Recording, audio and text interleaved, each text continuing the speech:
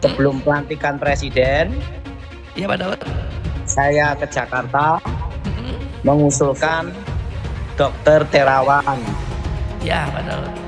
untuk masuk ke dalam pemerintahan.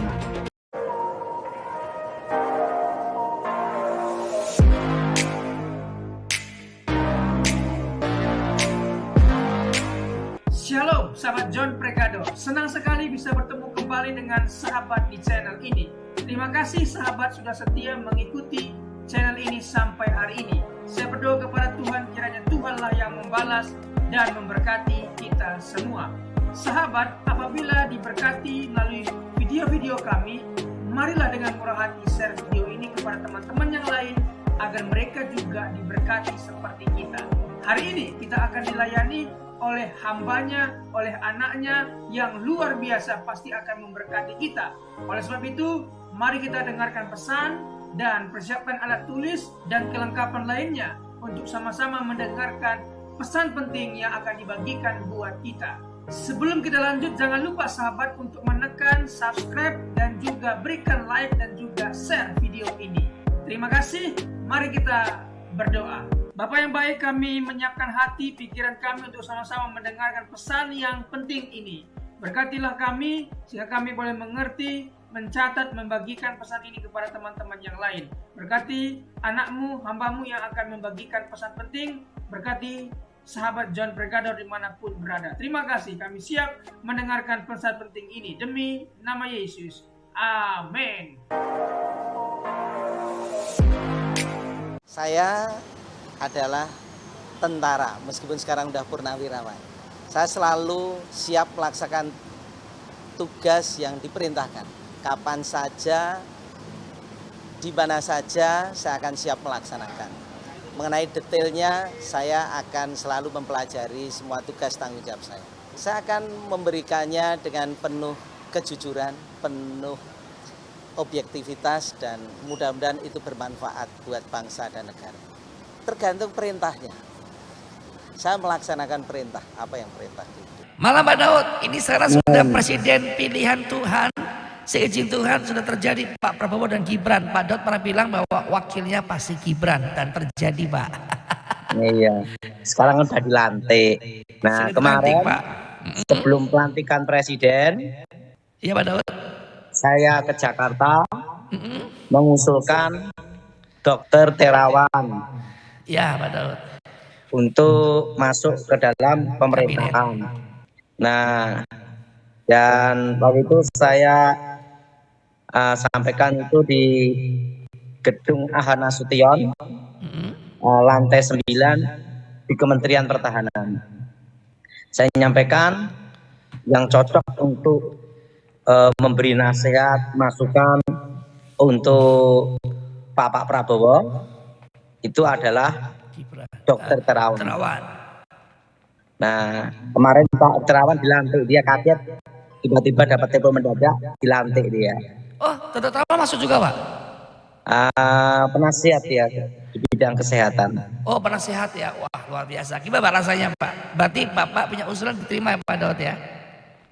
Kemarin saya ketemu Dokter Terawan, ya ngobrol-ngobrol. Karena Dokter Terawan ini ada satu pengalaman dengan saya, Thomas. Apa Pak Daud dengan Pak Dokter Terawan Pak? Waktu Pak Terawan masih Letnan Kolonel, Iya. Letkol ya, Letnan Kolonel. Waktu itu mau meriksa almarhum Ibu Ani, Ya. Ibu Negara. Ya. Saya yang diperintahkan sama almarhum Jenderal Wibowo Ya. untuk mempelajari riwayat hidup, terusan data lengkap tentang Dokter Terawan, karena mau meriksa Ibu Negara Ya. kesehatan. Jadi itu waktu itu Dokter Terawan masih pangkat Letnan Kolonel. Masih pangkat Letnan Kolonel Pak Daud ya? Sekarang dia sudah purnawirawan Letnan Jenderal. Luar biasa. Jadi yang nyekrining waktu itu saya, Thomas. Dahsyat ya Pak Daud. Nah, setelah itu saya beritahu sama almarhum Edi Wibowo, Ya. aman, ahli di bidangnya, bisa dipercaya. Amin. Langsung boleh menemui almarhum Ibu Ani, Ibu Negara. Amin. Nah, itu tugasnya dulu nyekrining gitu toh Mas. Iya Pak Daud. Dan kemarin sebelum pelantikan Presiden, Ya. saya di gedung Ahana Sution Ya. di Kementerian Pertahanan. Hmm. Lantai 9, saya mengusulkan Dokter Terawan untuk masuk ke dalam pemerintahan untuk memberi masukan tentang kesehatan untuk Bapak Presiden. Ya. Nah, saya sampaikan itu sama Mayor Jenderal Glenny Kerupan. Yes. Karena Glenny Kerupan ini sama saya kan 20 tahun toh Mas. Cukup singkat ya Pak Daud, hanya sebentar, 20 tahun saja. Ada sejarahnya itu toh Mas. Gimana Pak? Boleh ceritakan pengalaman Pak Daud? Tahun 2004, 2004. saya ini kan satu-satunya sipil yang dipilih Ya. dan dilatih Betul. sama almarhum Jenderal Edi Wibowo. Ya Pak Daud. Waktu itu saya diajar negosiasi pembebasan sandera, operasi Sandi Yuda. Operasi Sandi Yuda Pak Daud ya. Nah, saya hanya diajar untuk negosiasi aja. Bagaimana negosiasi meyakinkan, Ya. kedua melihat 4 penjuru, Ya. pintu keluar dan pintu masuk pelolosan. Nah, itu 2004. 2004. Jadi saya satu-satunya sipil yang dilatih, dibimbing sama almarhum Edi Wibowo. Negosiasi pembebasan sandera. Sandra. Nah, dalam operasi Sandi Yuda. Sandi Yuda. Nah, saya dilatih sama beliau bagaimana jadi negosiator, negosiasi. Nah, praktek pertama kali saya tidak ada sandera. Karena saya kan satu-satunya sipil. Ya. Nah, pertama kali praktek untuk negosiasi. Nah, tahun 2004 dari kubu Bapak Prabowo Subianto dikirimlah Mayor Jenderal Glenny Kerupan. Dari kubunya Cikeas, SBY, saya diperintahkan Ibu Negara, Ibu Ani Yudhoyono untuk menemui Glenny Kerupan. Jadi pertama kali saya praktek negosiasi langsung dengan bintang 2. Wow, luar biasa ya. Bagaimana Thomas? Luar biasa Pak Daud. Lumayan enggak Thomas? Sangat lumayan pengalaman Pak Daud Tony. Nah, waktu itu bintang 1 atau bintang 2, lupa saya Thomas. Ya Pak Daud. Pokoknya jenderal. Ya. Nah, jadi pertama kali saya tugas dalam negosiasi langsung dengan Mayor Jenderal Glenny Kerupan. Oh langsung Pak Daud Nah, ya. boleh ditanya karena dia kan sahabat saya. Betul. Dan hampir setiap minggu kami bertemu untuk menyelaraskan sinergi, untuk menyeimbangkan misi dan visi Betul. supaya negara aman Amin. selama 10 tahun Selama 10 tahun Pak Daud ya. negosiasi. Negosiasi. Gimana Thomas? Lumayan enggak Thomas? Luar biasa Pak Daud, sangat luar biasa. Nah, dan saya satu-satunya sipil Yes. yang diberi tugas Yang diberi tugas. langsung sama almarhum Edi Wibowo untuk menemui tangan kanan orang kepercayaan Bapak Prabowo Subianto. Wow. Langsung saya ditugaskan. Langsung Pak Itu Daud ya. tahun 2004. Ya. Itu tugas pertama kali saya dalam negosiasi setelah dalam latihan langsung sama Edi Wibowo negosiasi pembebasan sandera operasi Sandi Yuda. Luar biasa. Lumayan enggak Thomas? Sangat lumayan Pak Daud. Tapi itu saya hanya dilatih kulitnya saja Thomas. Latih kulit aja udah pintar ya Pak Daud. Apalagi kalau semuanya Pak Daud ya. Nah, jadi saya itu yang latih adalah Jenderal Edi Wibowo sendiri. Masternya intelijen. Masternya intelijen. Ahlinya operasi Sandi Yuda. Ahlinya operasi Sandi Yuda. Iya Pak Don. Nah, saya dilatih. Nah itu bedanya gini Thomas. Begitu saya dapat materi, langsung diterapkan. Langsung diterapkan nih Pak Don ya. Dan diterapkan pertama kali langsung dengan Mayor Jenderal Glenny Kerupan. Wow. Pak Glenny Kerupan masih hidup, masih ada, dan sering ngobrol sama saya di Kementerian Pertahanan. Yes.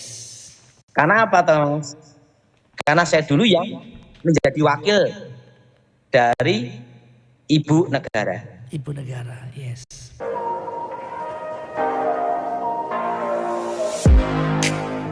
Terima kasih sahabat sudah menyaksikan tayangan kami hari ini.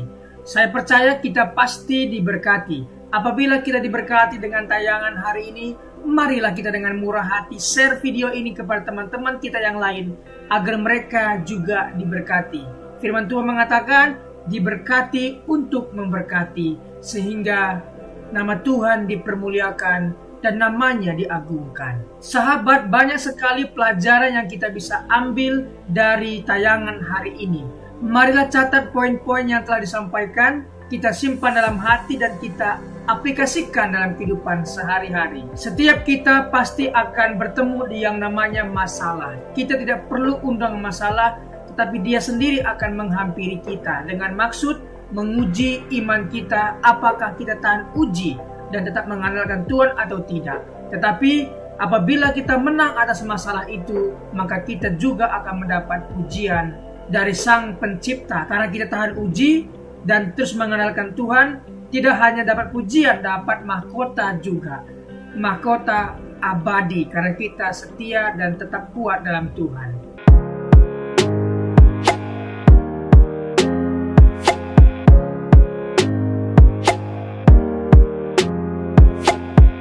Shalom, dalam kesempatan kali ini kita akan belajar satu tema yang tentu pasti akan memberkati kita, yaitu memilih yang benar. Orang percaya pasti memilih yang benar, memilih kegiatan pekerjaan yang benar yang menguntungkan dirinya di masa depan. Apabila hari libur, apakah yang akan kita lakukan? Apakah kita bermain game sepanjang hari dan membuka aplikasi main game sepanjang hari? Apakah itu yang akan kita lakukan? Orang percaya pasti menggunakan waktu yang sangat bijak. Bisa belajar, bisa beristirahat, dan juga bisa membantu orang tua. Jadi sekali lagi, orang percaya pasti menggunakan waktu sebaik-baiknya. Dia belajar, dia juga beristirahat, dan dia juga membantu orang tua, membantu orang-orang di sekitarnya. Sekali lagi, orang percaya pasti memilih yang benar. Ingat, 3B. Yang pertama adalah belajar, bekerja, dan beribadah. Ingat hal ini, ingatlah selalu belajar, ingatlah selalu bekerja, dan beribadah kepada Tuhan kita, Yesus Kristus. Sekali lagi kita akan belajar tentang tema memilih yang benar. Kita belajar dari tokoh satu Perjanjian Lama, satunya Perjanjian Baru. Kita mulai saja belajar dari tokoh Perjanjian Lama, yaitu Nuh. Kita akan belajar dari seorang tokoh yang bernama Nuh. Hal-hal apa yang akan kita pelajari? Mari kita dalami. Kejadian 6-10. Tetapi kita fokus di Kejadian 6 ayat 5-8. Mari kita baca firman Tuhan. Ketika dilihat Tuhan bahwa kejahatan manusia besar di bumi dan bahwa segala kecenderungan hatinya selalu membuahkan kejahatan semata-mata, maka menyesallah Tuhan bahwa ia telah menjadikan manusia di bumi dan hal itu memilukan hatinya. Berfirmanlah Tuhan, aku akan menghapuskan manusia yang telah kuciptakan itu dari muka bumi, baik manusia maupun hewan dan binatang-binatang melata dan burung-burung di udara, sebab aku menyesal bahwa aku telah menjadikan mereka. Tetapi Nuh mendapat kasih karunia di mata Tuhan. Mari kita pelan-pelan mempelajari ayat ini. Pertama, ketika dilihat Tuhan dari sorga, Tuhan melihat ke bumi, dan dia melihat dan mendapati kejahatan manusia besar di bumi, dan bahwa segala kecenderungan hati manusia selalu membuahkan kejahatan semata-mata. Di sini kita tahu bahwa alasan Tuhan marah itu karena ulah manusia. Kita lihat ulah manusia ini mengakibatkan hal apa saja. Pertama, Tuhan menyesal ya karena ulah manusia itu, sehingga lingkungan sekitar, yaitu hewan, binatang-binatang juga mendapat hukuman dari Tuhan. Jadi dari ayat ini kita bisa tahu bahwa Tuhan menyesal karena ulah manusia, dan dampak dari itu hewan-hewan pun mendapat resiko, mendapat konsekuensinya dari perbuatan manusia. Ketika kita membuang sampah sembarangan, apa yang terjadi? Tentunya pencemaran air. Binatang yang hidup di air tercemar, dan hewan-hewan atau binatang yang hidup di air bisa mati karena ulah manusia membuang sampah sembarangan. Jadi marilah kita menjaga lingkungan kita sebaik-baik mungkin. Baca ayat 7 ya. Berfirmanlah Tuhan, aku akan menghapuskan manusia yang telah kuciptakan itu dari muka bumi, baik manusia maupun hewan, dan binatang-binatang melata, dan burung-burung di udara, sebab aku menyesal bahwa aku telah menjadikan mereka. Tuhan menyesal karena manusia, karena itu hewan pun kena dampaknya. Tetapi Nuh mendapat kasih karunia. Mengapa Nuh mendapat kasih karunia? Mari kita dalami. Siapa Nuh? Nuh adalah orang yang benar di mata Tuhan. Ingat, orang benar belum tentu benar di mata Tuhan. Tetapi orang yang dibenarkan Tuhan, yang sudah diampuni Tuhan, dimaafkan Tuhan, dihapuskan Tuhan dosanya, dibenarkan oleh Tuhan karena dia percaya, dan saya percaya kepada Tuhan dan kemudian saya dibenarkan, maka orang benar ini mestinya melakukan hal-hal yang benar yang menyenangkan hati Tuhan. Seperti Nuh. Nuh benar di mata Tuhan, dan dia mendapat kasih karunia, dan dia dibebaskan dari malapetaka kedahsyatan air bah. Oke, kita belajar lebih dalam lagi. Tidak mau terpengaruh oleh pikiran, perkataan, dan perbuatannya. Artinya Nuh tidak mau terpengaruh pikirannya dengan pikiran-pikiran dunia, perkataan-perkataan dunia, perbuatan-perbuatan dunia yang tidak memberikan contoh. Dia tidak mau mencemari pikirannya, perkataannya, dan perbuatannya. Kita tahu bahwa sebuah kapal tidak akan tenggelam dengan air yang di sekitarnya. Akan tetapi kapal itu akan tenggelam apabila air yang di sekitarnya sudah masuk ke dalam. Artinya kita tidak akan bisa terpengaruh apabila kita tidak mengizinkan perkataan-perkataan orang masuk ke dalam pikiran kita. Jadi pikiran kita ini adalah sebuah aset, sebuah properti yang sangat berharga. Jangan kita mau dikotori, dirusak properti kita oleh perkataan-perkataan orang. Jangan sekali-kali mengizinkan hal itu masuk ke alam pikiran kita. Tetapi mari kita pikirkan yang ada di atas, yang di sorga, yang indah, yang mulia. Itulah yang dilakukan oleh Nuh, sehingga Nuh berkenan di mata Tuhan. Senantiasa hidup bergaul dan beriman kepada Allah. Orang yang sudah dibenarkan oleh Tuhan, maka senantiasa dia bergaul dan beriman kepada Tuhan. Apa yang dia lakukan, yang ada di Alkitab yang benar, perkara-perkara yang baik, itulah yang kita lakukan. Memang dalam Alkitab banyak sekali peristiwa, banyak sekali kejadian dituliskan untuk satu hal, informasi, satu hal lagi, pengajaran. Jangan kita menjadikan informasi itu dari pengajaran, tetapi carilah pengajaran yang menguatkan kita. Oke? Yang berikutnya, menjadi berkat dan contoh bagi keluarganya dalam ketaatan, kesalehan, iman, dan perbuatan baiknya. Nuh menjadi berkat dan contoh bagi keluarganya dalam ketaatan, kesalehan, iman, dan perbuatan baiknya. Jadi seorang bapa, seorang kepala rumah tangga harus mengikuti teladan yang diberikan Nuh kepada anak-anaknya, menantunya, bahkan istrinya. Inilah contoh yang memilih dengan benar. Berikutnya kita belajar dari seorang tokoh di Perjanjian Baru, yaitu Paulus. Hal apa yang akan kita pelajari? Kisah Para Rasul 9 ayat 1-6. Kita akan membaca dalam Kisah Para Rasul 9 ayat 1-2. Sementara itu, berkobar-kobar hati Saulus untuk mengancam dan membunuh murid-murid Tuhan. Ia menghadap imam besar dan meminta surat kuasa daripadanya untuk dibawa kepada majelis-majelis Yahudi di Damsyik, supaya jika ia menemukan laki-laki atau perempuan yang mengikuti jalan Tuhan, ia menangkap mereka dan membawa mereka ke Yerusalem. Siapa Paulus? Paulus memiliki doktrin yang begitu keras. Ajarannya menyakiti orang lain adalah salah. Tapi Paulus merasa benar.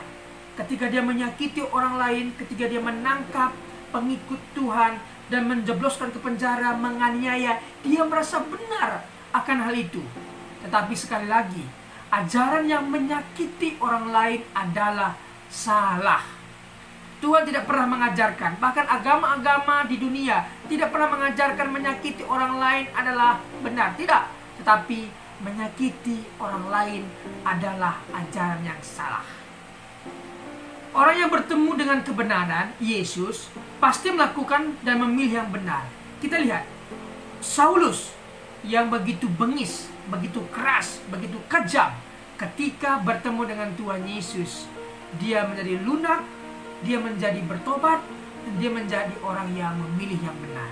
Sekali lagi, orang yang telah bertemu dengan Tuhan Yesus pasti berubah. Jadi sahabat, apabila sahabat punya nenek, kakek, bapak, ibu, apapun itu, bawa mereka dalam doamu, doakan mereka. Ketika mereka bertemu dengan Tuhan, maka mereka akan berubah. Jadi sekali lagi, orang sekeras apapun, sebejat apapun, sebengis apapun, ketika dia bertemu dengan Tuhan, pasti lunak dan mengalami perubahan yang luar biasa. Contohnya adalah Paulus ini. Paulus memilih untuk menjadi pelayan Tuhan. Ketika dia bertemu dengan Tuhan, dia dibutakan dan dia di sana bertobat, berpuasa, kemudian dipulihkan, disembuhkan butanya, dan akhirnya dia memilih menjadi pelayan Tuhan. Memang Tuhan telah memilih dia dan menyiapkan dia menjadi penginjil luar biasa. Paulus menjadi penginjil yang luar biasa. Dari 27 kitab Perjanjian Baru, 13 diantaranya Pauluslah yang menulis atas ilham yang Tuhan berikan kepadanya. Jadi sahabat, orang yang telah dipilih Tuhan pasti memilih yang benar. Orang yang dibenarkan Tuhan pasti melakukan hal-hal yang benar, yang tentunya menyenangkan hati Tuhan. Terima kasih sudah mengikuti pengajaran hari ini. Hari ini kita belajar dari seorang tokoh bernama Nuh dan juga Paulus. Terima kasih. Apabila ada komentar, pendapat yang berbeda dengan apa yang saya sampaikan, boleh tinggalkan komentar di bawah video ini. Terima kasih. Tuhan Yesus memberkati. Mari kita berdoa. Bapa, terima kasih buat kebenaran firman Tuhan, kesaksian hidup bersama Tuhan yang telah dibagikan. Sungguh kami diberkati. Berkatilah para pembicara hari ini. Berkati pendengar setia John Pregador. Terima kasih Tuhan. Demi nama Tuhan Yesus. Amin.